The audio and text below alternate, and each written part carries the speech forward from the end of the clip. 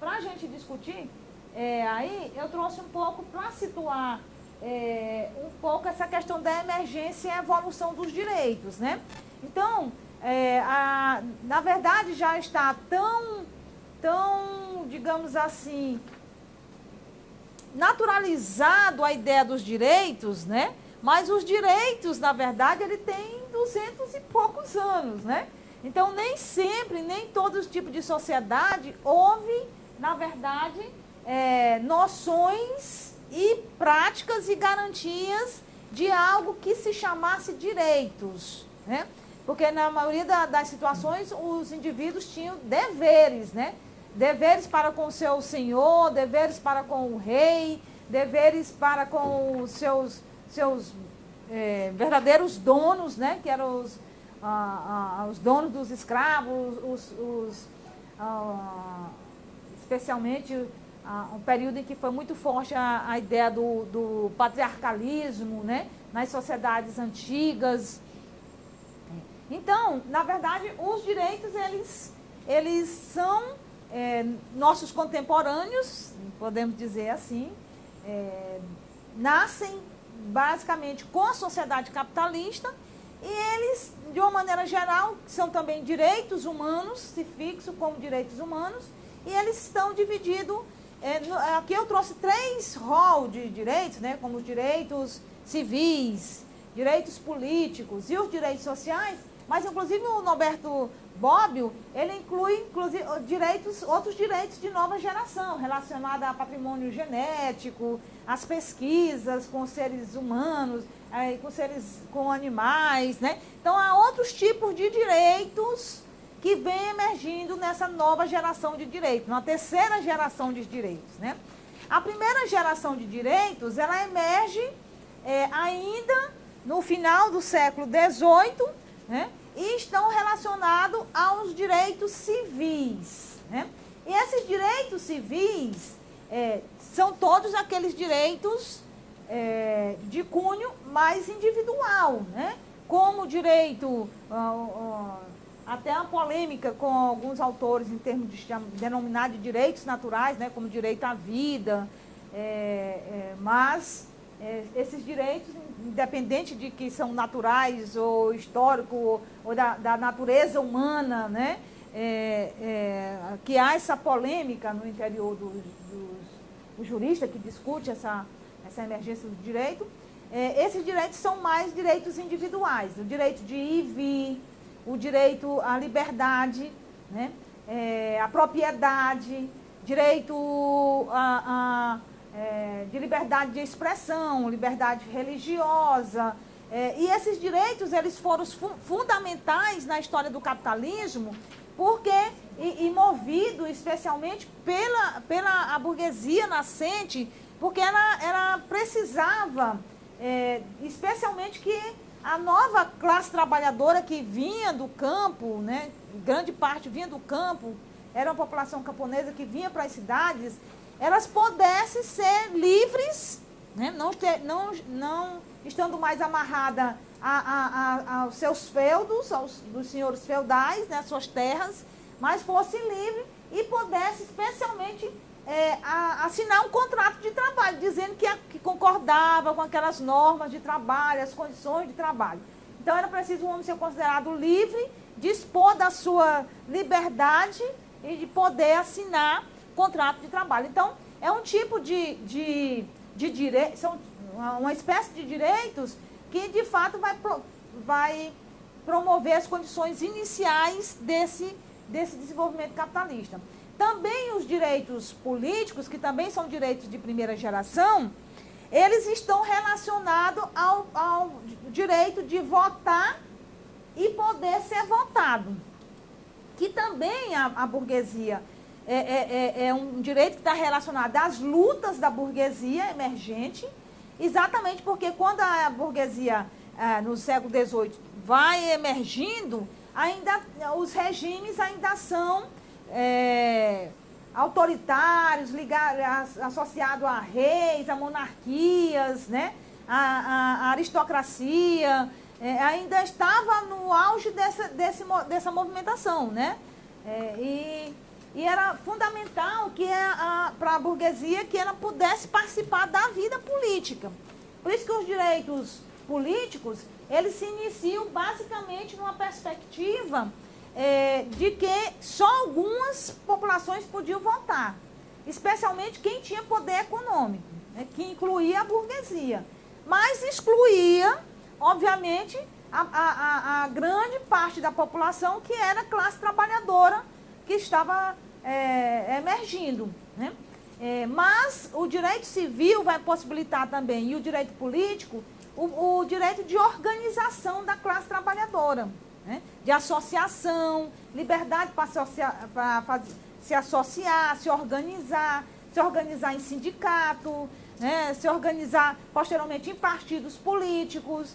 Então, dessa socialização da política que só ocorre com as lutas dos trabalhadores, né? Então, muitos trabalhadores na Europa, eles foram perseguidos e eles se organizavam clandestinamente, porque era proibido eles se reunirem em lugares públicos, né? Porque já eram considerados subversivos, né?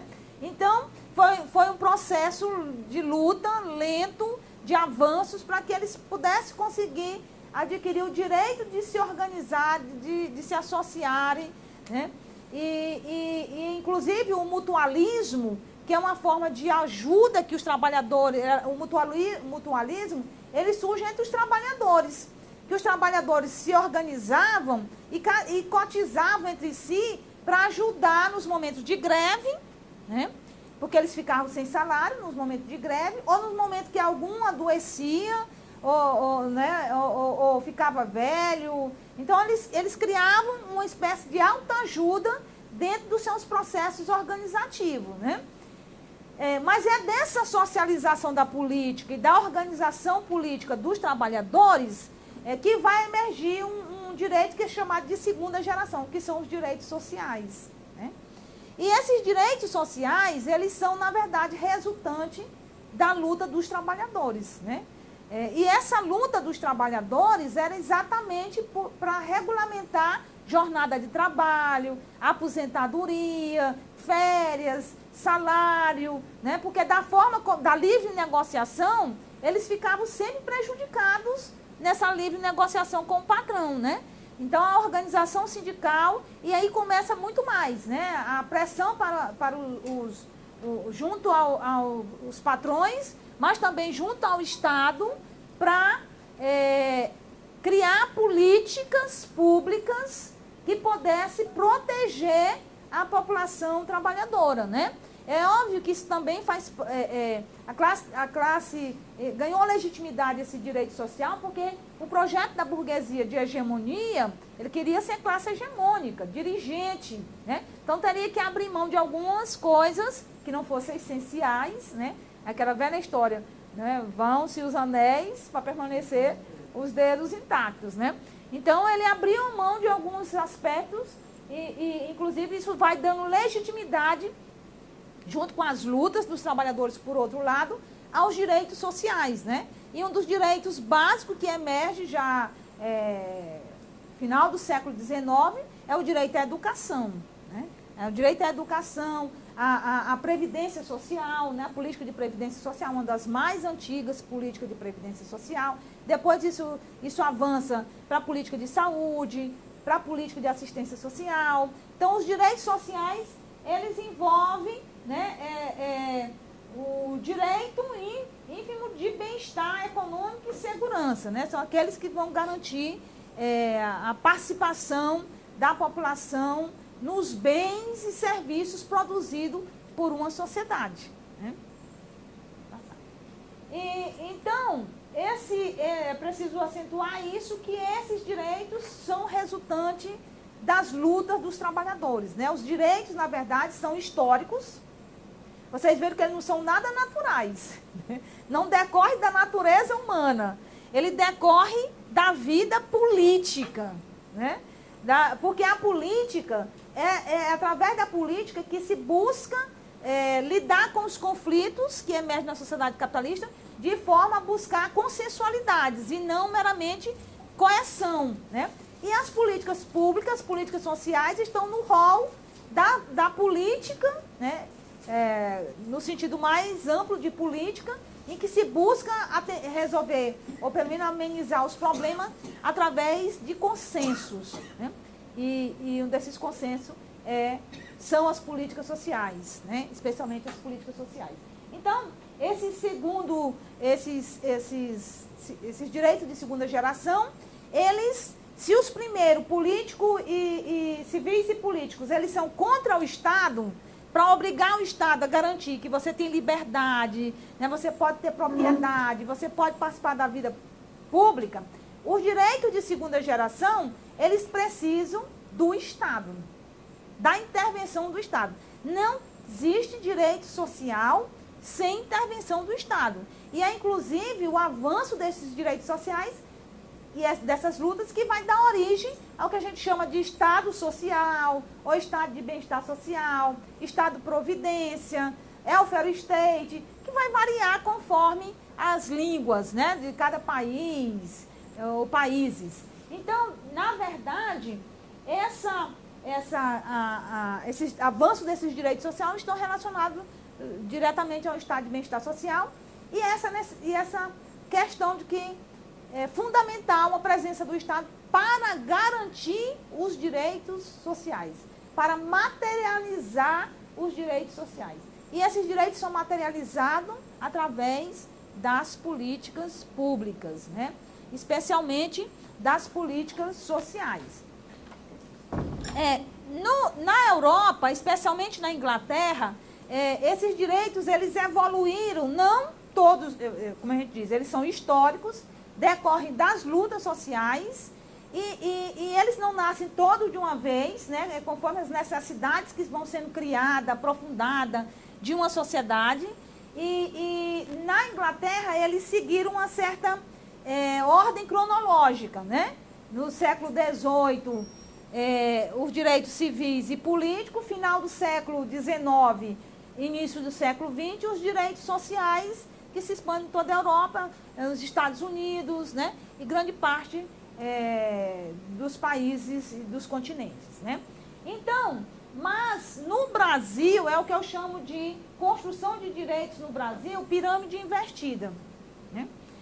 Há vários autores que discutem isso, que no Brasil a gente não tem essa evolução dos direitos civis para os direitos políticos, para os direitos sociais, né? A gente já começa com os direitos sociais, o capitalismo no Brasil começa com os direitos sociais, por exemplo, a era Vargas, né? Quando Vargas assume o poder, ele não foi eleito Vargas, né? Foi um golpe que ele ascende ao poder. Então, o que ele faz, né? Nesse golpe, ele cria imediatamente a legislação trabalhista, a legislação sindical e a legislação previdenciária, que são direitos sociais. Só que isso em detrimento do direito, né, político, porque ele não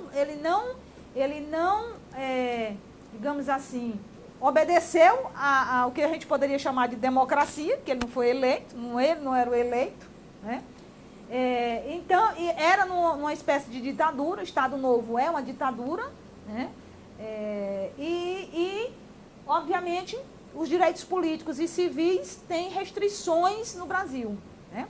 E mesmo esses direitos sociais, eles são sempre colocados no sentido de manipular, de buscar o consentimento em torno da nova ordem, né, que emergia no Brasil, no processo de modernização capitalista com o governo Getúlio Vargas, né? Então, depois, com a ditadura militar, a partir de 64, o que nós temos? Um avanço dos direitos sociais, né? Além daquelas tradicionais políticas que a gente tinha, né? A educação praticamente se universaliza nesse período da ditadura. A assistência social ganha uma densidade que ela não tinha em tempos anteriores. A política de habitação, lembram do BNH? Né? A própria organização da assistência na LBA ganha todas as capitais do país. Mas à custa de quê? restrição da participação popular, restrição de qualquer tipo de movimentação política e de participação popular. Né? Então, no Brasil, esses direitos sociais avançam assim, o que a gente diz a pirâmide invertida, né? Começa por direitos sociais, mas sempre utilizado para se antecipar a problemática, para calar a população, buscar a aceitação da ordem. Né? Então, pode passar. Isso é o que a gente vai chamar de um pouco dessa pirâmide invertida. Né? Outros conceitos que são fundamentais para a gente discutir assistência social é o conceito de justiça social. A nossa Constituição, né, a partir de 88, esse quadro muda das políticas sociais, porque a gente assume um novo desenho de política pública no Brasil, de bases democrática, com participação popular, descentralizada, não é isso? Então, isso muda aquele desenho da política anterior. Né? A política de assistência social assistencialista, né? O clientelismo, o paternalismo muito forte no modelo de proteção social, centralizada no governo federal, sem participação popular. Então, era esse o modelo de proteção social que se altera com a Constituição de 88. Né? E ela introduz esses dois conceitos. Mas para a gente compreender como são, na verdade, essa ideia de justiça social, na verdade, justiça social ela é compreendida de forma bastante diferenciada entre os países e aplicada de forma diferente. Então, conforme seja o conceito de justiça social, vai ter um conjunto de políticas bem diferenciada, o que a gente chama de modelo de sistema de proteção social ou de welfare state, né? Tipo, igualdade de oportunidades. Os países que trabalham com essa ideia de justiça como igualdade de oportunidade, eles adotaram o modelo de proteção social que o Spingian vai chamar de liberal, né? Que é o caso, por exemplo, dos Estados Unidos, Canadá, né? Os países anglo-saxônicos, eles, de uma maneira geral, eles adotam isso. A Inglaterra era exceção, mas hoje está igualzinho, né? A todos os de origem anglo-saxônica. Né? Então, o que ocorre nesses modelos, nessa concepção de justiça? A justiça de oportunidade, ela considera que eu dando as mesmas oportunidades para todos, né, vai sobressair quem tem capacidade.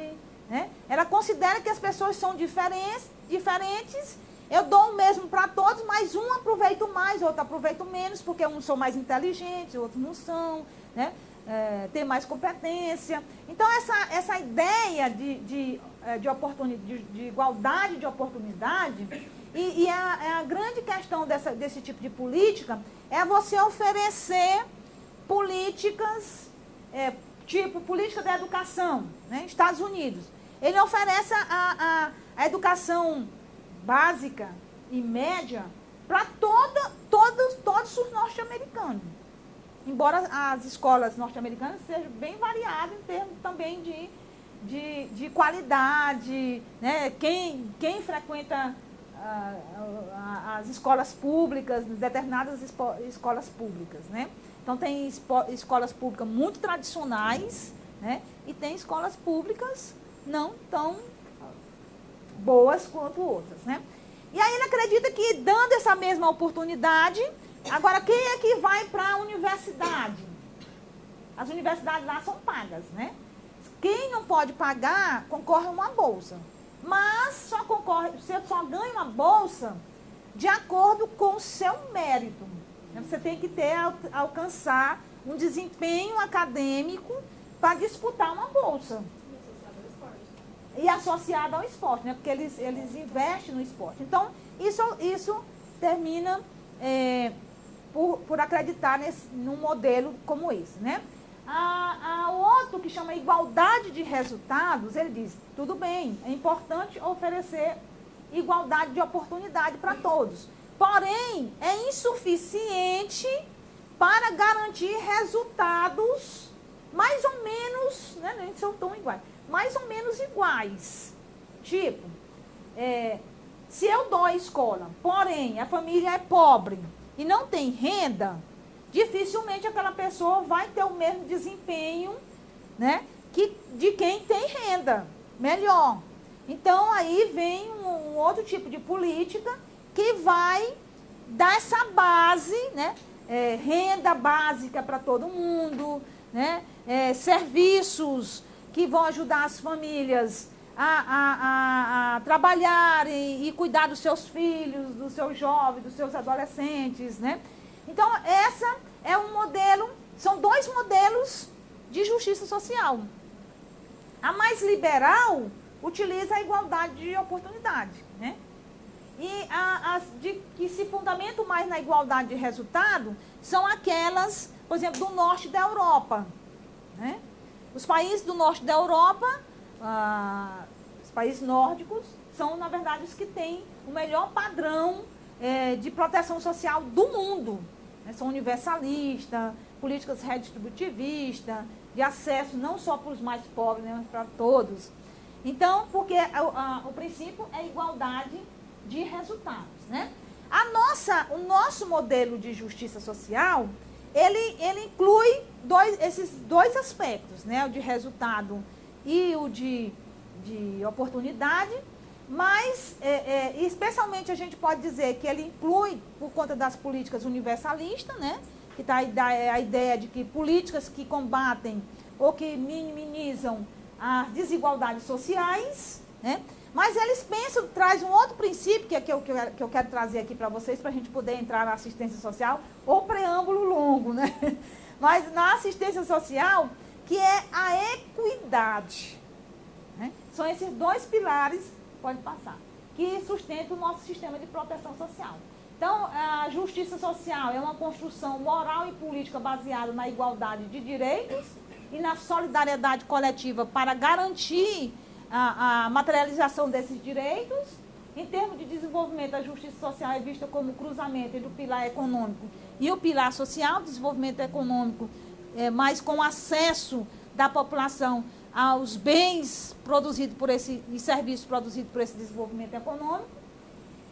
Então, a justiça social está atrelada à construção do sistema de proteção social, ou estado de bem-estar social, que, na minha opinião, é com a Constituição que a gente consegue ter um elemento mais próximo dessa ideia de sistema de proteção social ou de estado de bem-estar social, ainda que tardiamente e no momento em que ele já entrava em crise em outros países, né? Que aí a gente vai encontrar dificuldade para efetivar o nosso modelo. Mas equidade é uma discriminação positiva, né?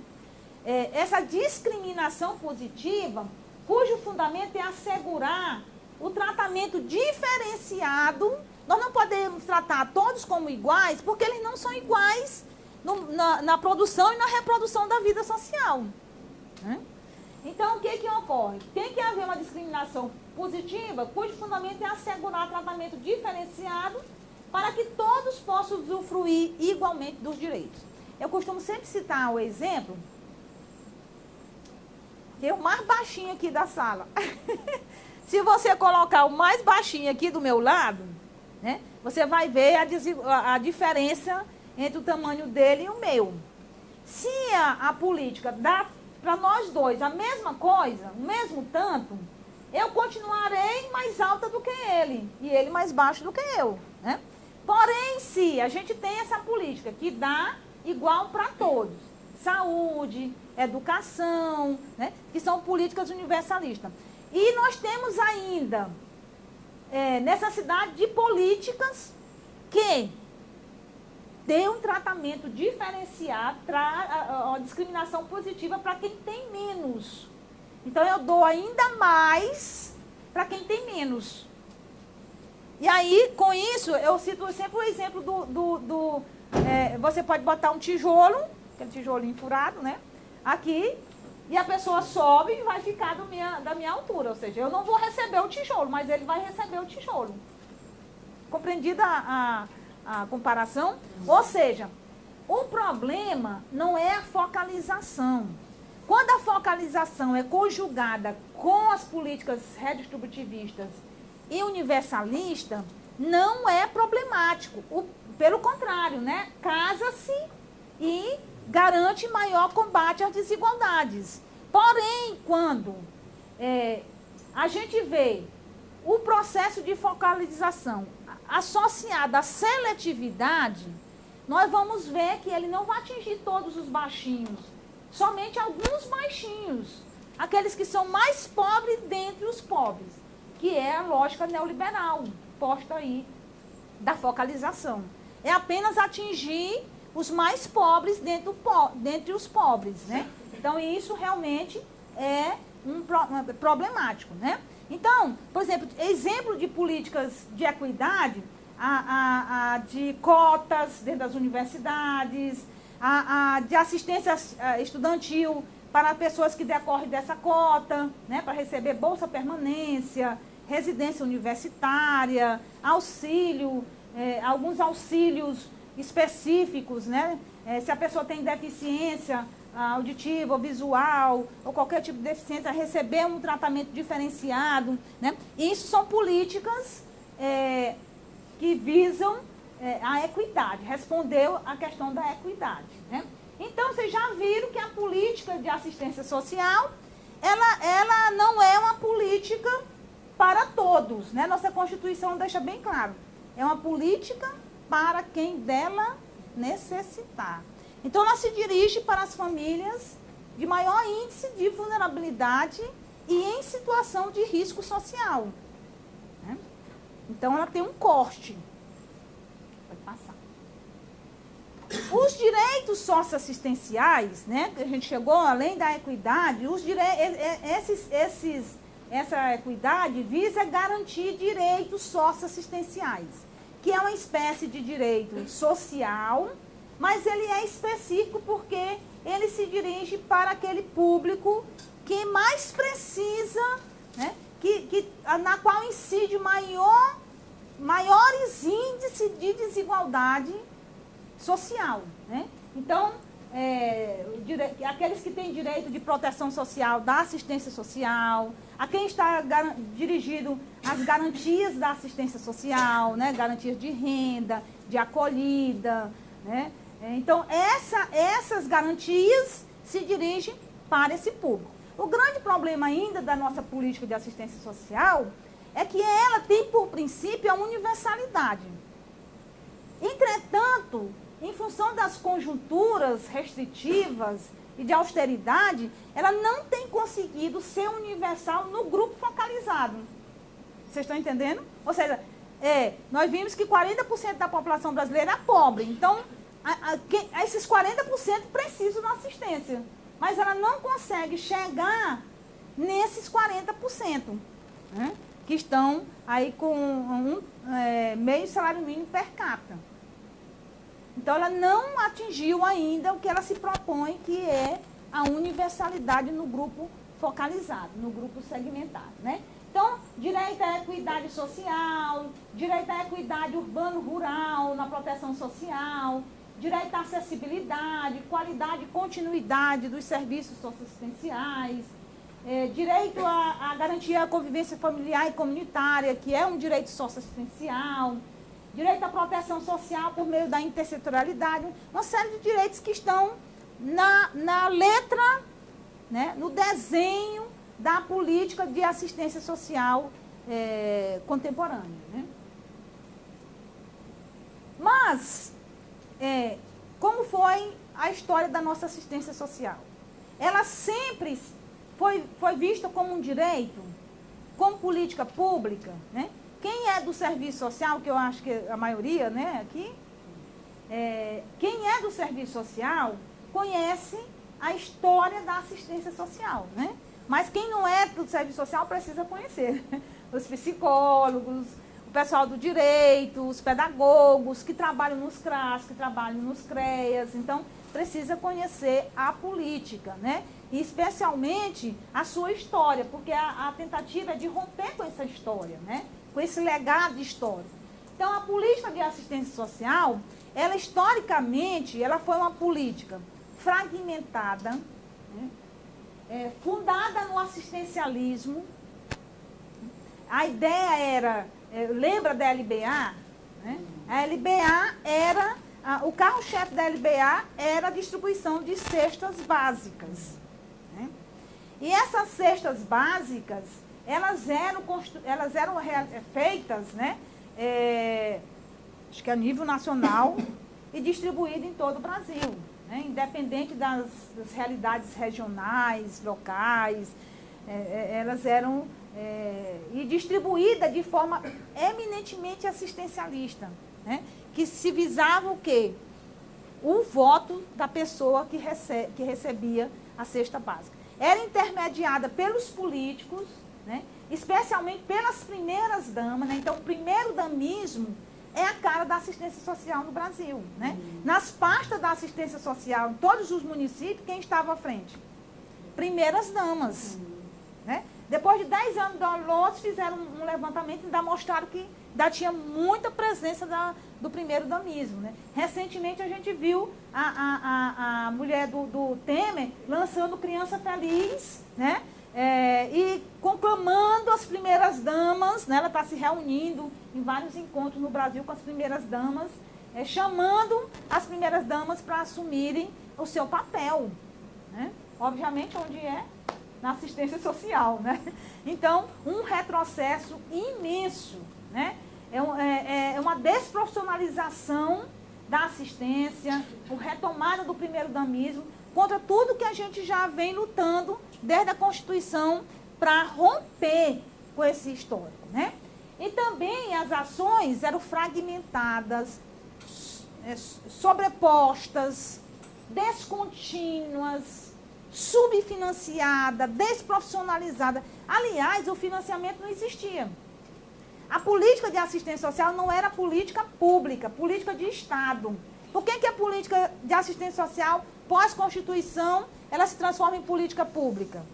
Porque ela tem um orçamento, que é o orçamento da Seguridade Social. Pode entrar Temer, ele pode até congelar o orçamento, mas tem orçamento, né? Sai Temer, sai Lula, Dilma, quem for, a política de assistência social continuará com um orçamento para o seu funcionamento, né? Então, a política de assistência social não tinha financiamento. Então, quando entrava um presidente, ele dizia, vou apostar na assistência. Aí, botava dinheiro na assistência. Quando o outro dizia, não me interessa a assistência, não tinha dinheiro na assistência, né? Muitos programas, eles tinham descontinuidade. Porque as bolsas, no período da FHC, era assim, quando as bolsas Vale Gás, Bolsa Escola, quando chegava, era 3 meses de atraso. Né? Aquele programa, o PET, muitas crianças até voltavam para o trabalho, porque demorava tanto receber a bolsa. Né? Então, a descontinuidade era a lógica da assistência social, porque não tinha financiamento. Né? Outra perspectiva bastante característica era que a assistência social atuava em situações limites. Quando o agravamento já ocorria, quando o risco já estava instalado. Né? E eles se organizavam em serviços, por exemplo, serviço para crianças e adolescentes vítimas de violência sexual, para o trabalho infantil. Né? Então, era para casos em que o direito já tinha sido violado. Né? Então, eram situações extremas, emergenciais e sem continuidade e, portanto, sem nenhuma possibilidade de romper com o ciclo das violações de direito. Aliás, a política já era uma violação de direito, né? Porque ela não tinha continuidade, não tinha financiamento, além de ser desprofissionalizada. Né? Se a primeira-dama assumia a pasta, já basta vocês terem a ideia aí que ela de política não sabia nada. Né? Então, era o lugar comum de que qualquer um podia fazer de qualquer jeito, não tinha tecnificação. Né? Então, isso foi a história da nossa assistência. Havia o predomínio de ações institucionalizadoras. Por exemplo, crianças e adolescentes, eles eram institucionalizados. Por exemplo, o governo Getúlio Vargas criou o SAM, que é o Serviço de Atenção ao Menor.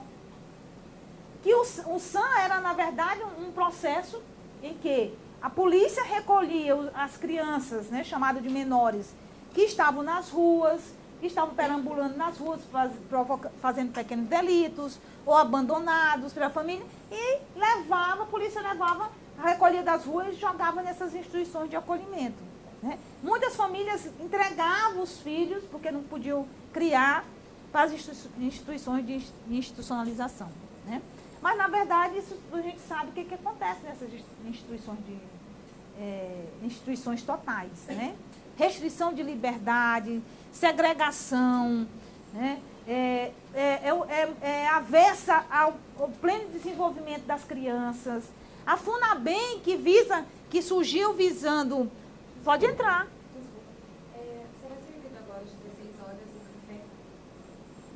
Tá, a gente toma o café em volta. Por exemplo, a FUNABEM surge, que é a Fundação do Bem-Estar da Criança e do Menor. Não era criança, do menor.